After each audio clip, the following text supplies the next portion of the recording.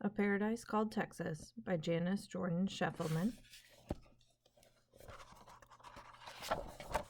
Chapter 20, Indian Medicine. They moved slowly and silently through the woods and did not go by the road. The chief and Mina were in the lead, and the old shaman followed behind. Castelletta smelled slightly rancid, and his bare back glistened with oil. His long hair was doubled up and held by silver hair tubes. Mina looked back at the old shaman. His eyes were closed. As they neared Fredericksburg, Chief Castelletta reined in his horse, turned, and looked down at Mina. In his proud eyes there was a question, and he spoke a single word. Mina understood and pointed the direction of their cabin, just across the creek from where they had stopped. Smoke was rising from the chimney. Lissette must have made a fire, Mina thought.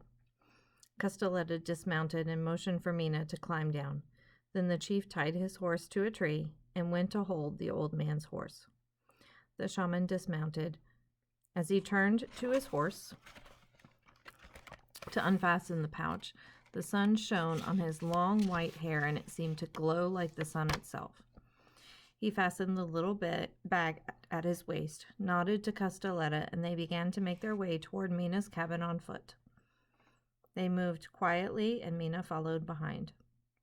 Once across the creek and onto their lot, Mina ran ahead to the cabin. She looked inside. Mina! Lissette stood up as Mina appeared. Her eyes looked startled. It's all right, Tante Lissette. Chief Castelletta and the shaman have come. How is Papa? Just the same, Lissette answered. Mina looked back out the door. The two Indians stood almost hidden in the trees. Mina returned to them. Come, she said to Castelletta, and made a motion for him to follow her to the cabin. Castelletta took the shaman by one arm and helped him along. At the door, they hesitated for a moment and then entered. Lissette caught her breath and put her hand over her mouth as if to stifle a scream.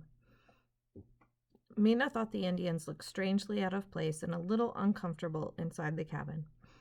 Castelletta remained to one side of the door, but the shaman got right to work. He squatted on the earthen floor near Papa and unrolled a hide, spreading it out before him. Now he opened a little pouch he had brought along and began to remove its contents and place them carefully on the hide. First, he pulled out a small doll, about 3 inches tall, made of stuffed animal skin. It was painted bright colors and had long black hair. The shaman held the doll by a thin leather loop attached to its head. He dangled it before his face and said some sing-song words. As he sang to the doll, he jerked it about so that the doll appeared to dance. Papa lay still, and only the movement of his chest up and down showed that he was alive. Mina looked at Lissette. She had not moved since the Indians came in, but was frozen beside the fireplace, watching the shaman. Then the old Indian pulled out a small skin bag. He turned to Mina. Agua caliente. Mina did not understand. What? Agua caliente. The shaman repeated, pointed to the fire, then the small bag. Mina looked at Lissette. It is Spanish, I think, Lissette said. The shaman emptied the contents of the bag into his hand and showed it to Mina. It looked like ground-up leaves of some kind. Then Mina understood. Oh, he wants hot water. She ran to the fireplace where a tea kettle of water was already heating. She picked up Papa's cup and came back to the shaman. As Mina knelt on the earthen floor and held the cup out toward him, the shaman poured some of the ground leaves into the cup, nodding his head. This done, he motioned Mina toward the fireplace. Mina filled the cup with steaming water, brought it back to the shaman, and placed it on the hide beside the doll. The shaman nodded once to Mina and reached again into his bag. This time he pulled out a piece of wood on which hung hollow cylinders made of bone. With a smooth stick he struck each one and began to chant. Hiya hola, hiya hola. He repeated this over and over. Papa stirred. He opened his eyes, raised himself up on his elbows, and looked about the room incredulously. Mina, what? But he fell weakly back onto his pillow. Mina rushed to his side and knelt by the bed. It is all right, Papa. She smoothed his rumpled hair back from his forehead. The Indian medicine man is here. He has many cures for sickness, Papa. He will cure you. Oh, Mina, no, Papa groaned. Yeah, Papa, he will cure you. The shaman grunted to Mina and held out the cup of tea. Mina took it. Here, Papa, you must drink this.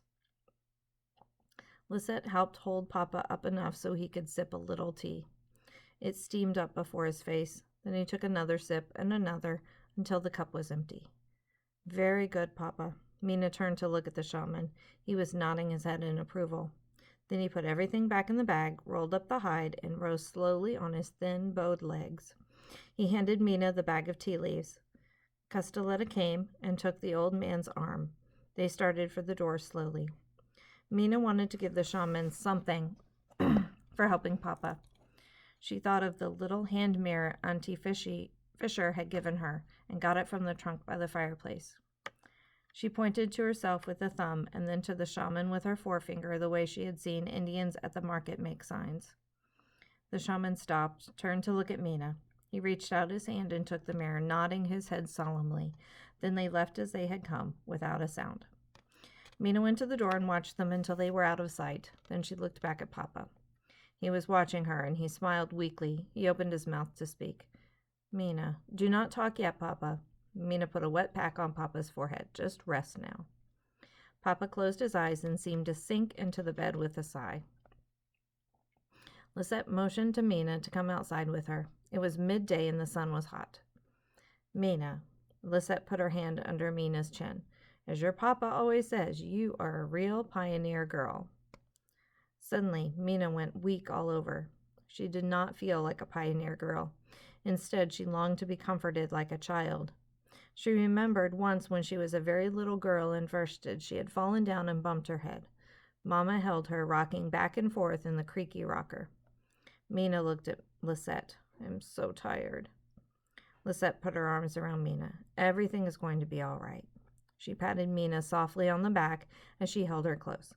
I will return this evening and bring some broth for Papa. It will give him strength, and I will sit up with him tonight so you may sleep. Oh, thank you, Tante Lissette. Mina waved as Lissette went off down the road. She did come that evening and every day. Papa's fever left. One day as Lissette was feeding Papa, Mina watched his face. She saw him looking at Lissette with his big, sad eyes. Lissette looked down, a smile on her face. That night, before going to bed, Mina sat beside Papa. She did not know how to begin to tell Papa how she felt about Lissette, how she seemed to belong in their family, how Mina wished Papa would marry her. She knew Papa was fond of Lissette, and she knew Lissette cared for Papa. Papa, do you care for Tante Lissette? Mina blurted out suddenly. Papa looked startled at the question. Then he smiled and put his hand over Mina's. Well, Mina, she has been very kind to me, to us, while I've been sick. She is very pretty, is she not, Papa? Papa chuckled. Jawohl. Then why not ask her to marry you, Papa? You know Mama would not want you to be lonely, and she would want me to have a mother. The words came tumbling out. I know she would say yes, Papa. I just know it. Then Papa became serious. Give me a little time to think, Mina. He patted her hand. Time to go to bed now. Papa grew strong again, strong enough to work in the garden, and Mina knew that before long he would be making trips in the wagon to earn some more money. One evening, after the heat of the day was over, Mina and Papa were working in their garden. Guten Abend, came a familiar voice from the road. It was Lissette. She was carrying a bundle under her arm. Papa straightened up from his hoeing. Mina ran to meet her. I have something for you, Mina. Lissette unrolled the bundle. It was a dress made of yellow calico with a wide ruffle around the bottom. Oh, Tante Lissette, Mina threw her arms around her. Thank you, thank you. Go try it on, Lissette urged. Mina hurried into the cabin, pulled off her dress, and put the new one over her head. It had many tiny buttons down the back. Mina swirled once to make the ruffle flare out, then ran out to Lissette and Papa. Here, Mina, let me button you. Lissette moved toward Mina. As she worked with the buttons, Papa suddenly blurted out, Lissette, I think it's time we get married. Lissette left off buttoning Mina, and they both turned to look at Papa. For a moment, no one said anything, and Papa's words hung in the air between them. Mina looked at Lissette. Her dark eyes were sparkling with life. Then Mina ran to Papa, took his hand, and pulled him along to Lissette. Taking Lissette by the hand, Mina pleaded, Say yes, Tante Lissette. Please say yes. Oh, yes, Lissette said with such enthusiasm that the three began to dance around in a circle. Mina looked at Papa. His face glowed with health and happiness. She did not know whether the shaman had cured Papa or whether Lissette's love had done it. All she knew was that Papa was well and that their family would be whole again. Glossary of German words.